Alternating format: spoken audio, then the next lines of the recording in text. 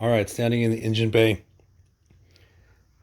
radiator removed, radiator core removed, for the purpose of installing the engine. I've got a lot of the engine components back in place. Right here is where I mounted the the reservoir for the clutch, for the hydraulic clutch. They did supply a bracket,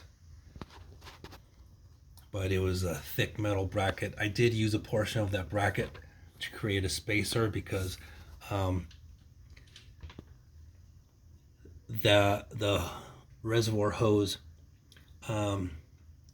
needed a space to be pushed out for it to attach to the bottom of there.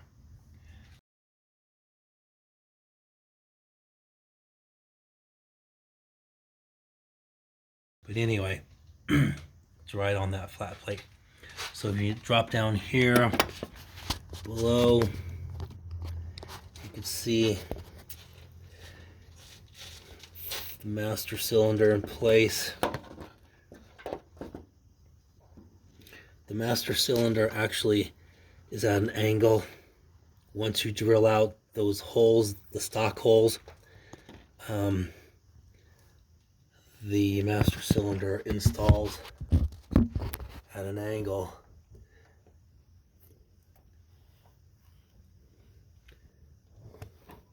Leaning towards the driver's side.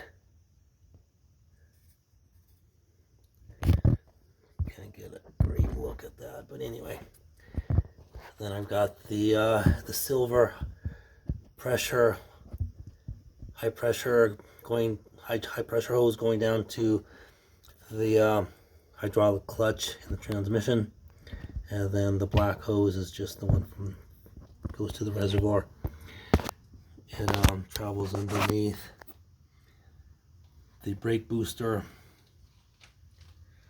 up against the side of the engine there. It's taped off there, and it comes straight up to the reservoir. Okay, so one thing I was worried about was getting this gear shifter installed on the new transmission. I didn't want to have to pull out this whole console. This is a major disassembly I wasn't looking forward to. So however, I was able to get everything lined up. I pushed the transmission from the bottom all the way to the top to push everything as high as I can. And then there's this rubber boot grommet. I had to push that all the way down to expose the transmission post. And then to make some room, I grabbed some vice grips.